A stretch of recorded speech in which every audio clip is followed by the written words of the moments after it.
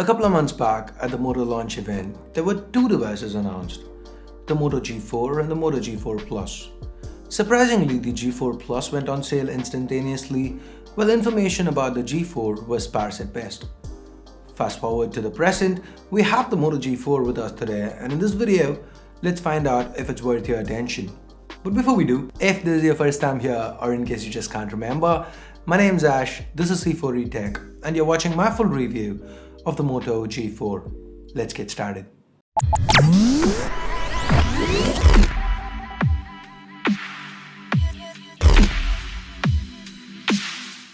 So today we're going to be doing things a little differently. Given that we've covered the Moto G4 Plus extensively, let's start with what's different with the Moto G4. First, the build. The G4 is built almost identical to the G4 Plus. The footprint, the thickness, the weight. There are just two changes. One, there's no fingerprint scanner below the display. Two, the rear camera does not have a laser assist for autofocus and sports a smaller 13 megapixel sensor. So with regards to build, it has the same pros and cons as the G4 Plus, meaning it's quite ergonomic, you can use it single-handed, and the build's plastic though, nothing to write home about. I'm not really gonna go in depth into the display and placements aspect of the G4 because I'm sure most of you guys are familiar with it by now.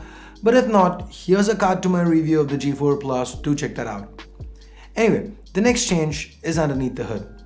The G4 sports the same Snapdragon 617 chip as the G4 Plus, but only has a 2GB RAM 16GB storage option. The G4 Plus on the other hand is available in 216, 332 and even 464 RAM storage configurations, though the last variant is not available in India. Anyway, the G4 performs similarly well with regards to day-to-day intense scenarios like gaming, and it actually didn't even get hot while doing so. Recent firmware upgrades have sorted this out for the G4 Plus as well. That's good news. As far as the battery performance goes, the Moto G4 sports a similar 3000 mAh battery underneath that is non-user replaceable. So if I were to play this clip from the G4 Plus review, the battery life on the G4 Plus has also been good. With my regular kind of usage, it's managed to get me through a day on a single charge on each of the 7 days that I've used this phone as my primary device. My regular usage involves about 30 minutes to an hour of casual gaming, 8-ball pool, Crossy Road and so on, a lot of mails, social media and the push notifications associated with it, a couple of hours of calls, an hour of music via Bluetooth, 30 minutes of YouTube videos, and with this kind of usage, I ended most days with 20 to 30% juice left without having to resort to the power saving mode. That'd hold true for the G4 as well. I had no issues with battery life on each of the 5 days that I used this phone as my primary device. And surprisingly, the G4 actually comes with a separate USB cable unlike the G4 Plus. That said, like the G4 Plus, the G4 also runs on Android 6.0.1 Marshmallow out of the box. It has the same close-to-stock implementation of Google's latest flavor of Android. Feels responsive and fast. There's almost no bloat, and in fact, the very few changes that have been made add to the UI functionality, like for example the camera UI or the Moto app. Here's where you set up Moto Display that provides you active notifications and Moto Actions that lets you do things like quickly launch the camera or chop twice to turn on the flashlight and so on. Talking about the camera, the G4 does sport a decent 13 megapixel shooter with an f2.0 aperture. This camera performs quite well under bright light and is better than most cameras on phones in this price segment. The only problem here is that the Moto G4 Plus sports a 16 megapixel shooter that's just too good. Much better than even phones that are priced a little higher. It comprehensively outperforms the G4, especially under low light and macro shots thanks to the laser assist. With video, again the G4 does okay, but the G4 Plus manages to do better. The focusing part especially. Now Ash, isn't this the G4 review? Why do you keep talking about the G4 Plus? I'm sure at least a few of you are thinking that. Well, the reason I keep talking about the G4 Plus is because generally people choose one phone over another for a multitude of reasons.